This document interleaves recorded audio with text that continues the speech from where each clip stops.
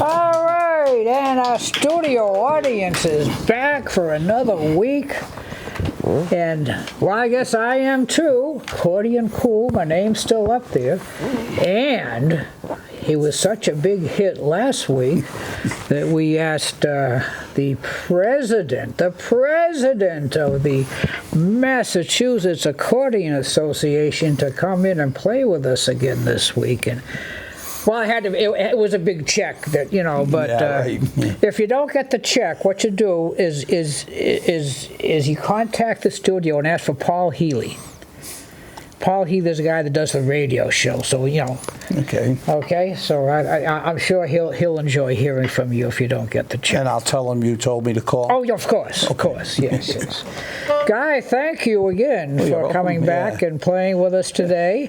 And I know last time you gave the folks a brief history, but in case somebody didn't see that show, just again tell us all right, and Clip Notes version of Guy Lombardi. 300 words or less. Yeah, whatever. That's enough. Born and raised and still live in Providence, Rhode Island, and began playing the accordion at about age 10, and played it till I was about 17 or 18 very regularly. But then, life moves on, and so do you, and time becomes interest and whatnot. School, college, I went in the service, I got married, had a son and whatnot. But in the last 8 or 9 years, I got back into it after playing guitar, banjo, and keyboards were very popular. The electronic keyboards, and they were fun to play. But then the digital accordion came into life, and it was kind of different than the old quarterbox, which combined an accordion and an organ. These digital ones play accordion sounds, orchestral sounds, and it offers you a whole host of creativity as to what you can do with them. So I've used a few of the sounds. You'll hear saxophone. You just heard some chimes and whatnot. But anyway, so I got back into it, and I've had a rolling now. It's going on about 8 or 9 years, and got back into the circuit, if you will, of events and places, and met up with this guy in the Massachusetts Accordion Association, and one thing led to another, and here I am today. Okay, thank you all for coming. That's our show. Oh, I'm sorry. No. All right, Guy Lombardi from Providence, Rhode Island. Now, of course, that first song was Jingle Bells, and the ironic thing about a lot of Christmas songs is they don't even mention Christmas. You got to be careful these days. You got the religious part so, of it. of course, Jingle Bells was written in 1857. Now, the word on the street is it was either a drinking song or it was sung by kids in the church choir. So you take your pick. But it was 1857. Does not mention Christmas, but of course it's played ad nauseum this time of the year. All right, moving on to another song that we hear this time of the year constantly. 1949, fellow named Gene Autry, and again we mentioned Gene Autry in the last show we did last week as having had a big hit on a Christmas song, and Gene Autry had a big hit in a little tune called Rudolph the Red-Nosed Reindeer. So, Guy, take us into Rudolph. We haven't seen it.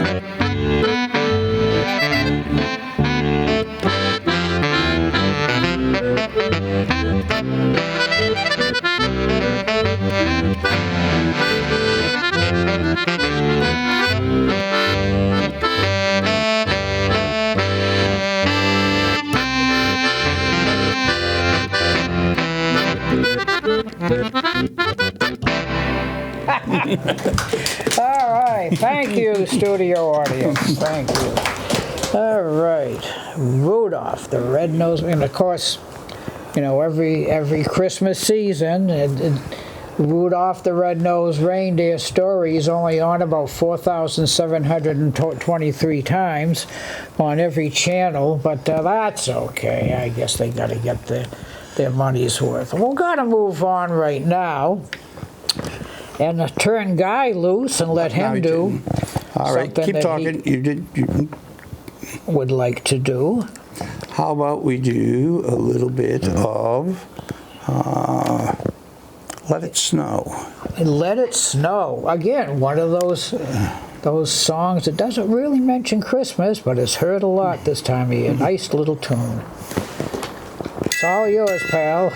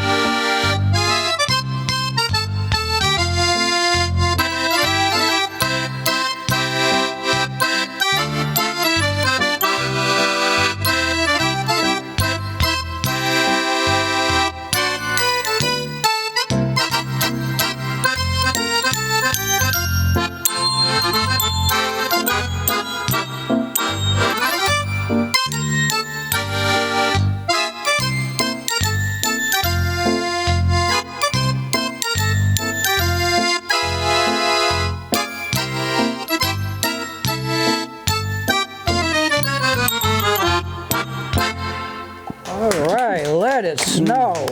I hope not, but anyway. Well, before we go any further, you see this lovely set decorated behind us. And we have our two set it's easy for me to say, our two set decorator folks here, Nebby and Joanne. And they were here at 6 o'clock this morning, dragging the presents out and lugging them in and setting them up and tearing them down and setting them up again and tearing them down. And this one goes over here. But I think they did a great job. We want to thank them very much. They're probably resting now because it was a long morning for them. And I would thank them very much for setting up our... Do you set up a set? Mm-hmm. I guess you can, huh? Stage, yeah. Yeah, whatever it is they set up, they did a great job. Well, this next tune is definitely a Christmas tune. Written in 1950.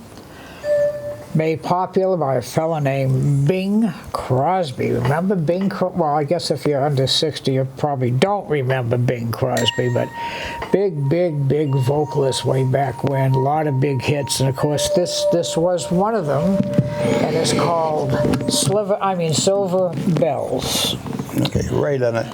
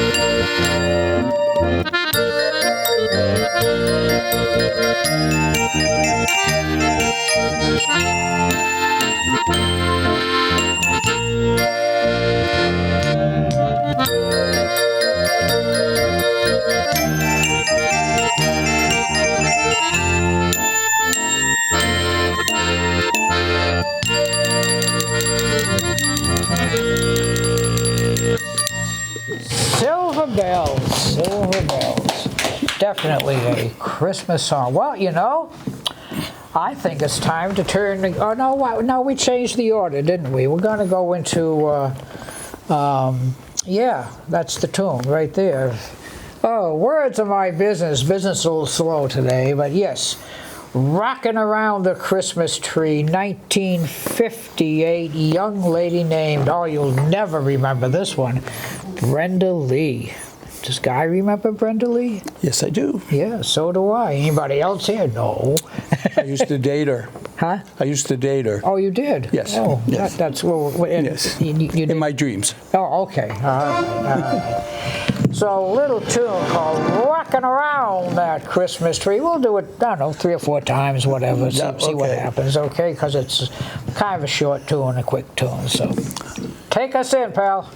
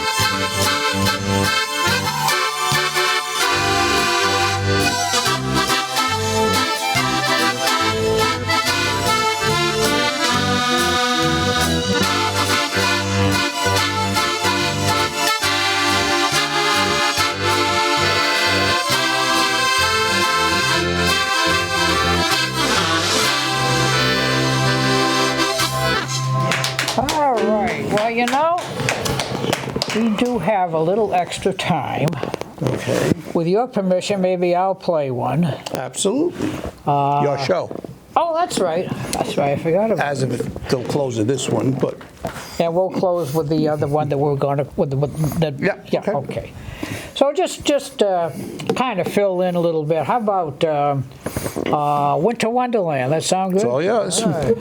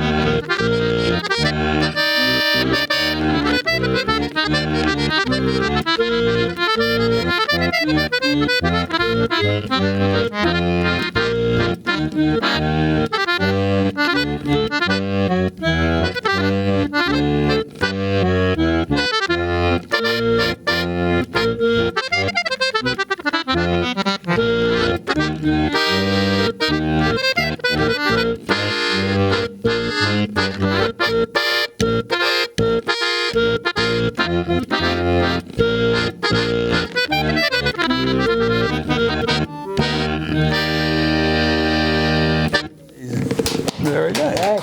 Thank you, studio audience. Winter Wonderland. Well, we're getting down close to our time today, and we have picked probably the most iconic Christmas tune ever written. And I think it was something about an inn, I think, is where the song actually came from. Christmas Tree Inn or something in Vermont, I believe. So you kind of all know what we're talking about. A little White Christmas. So here we go. Right on it.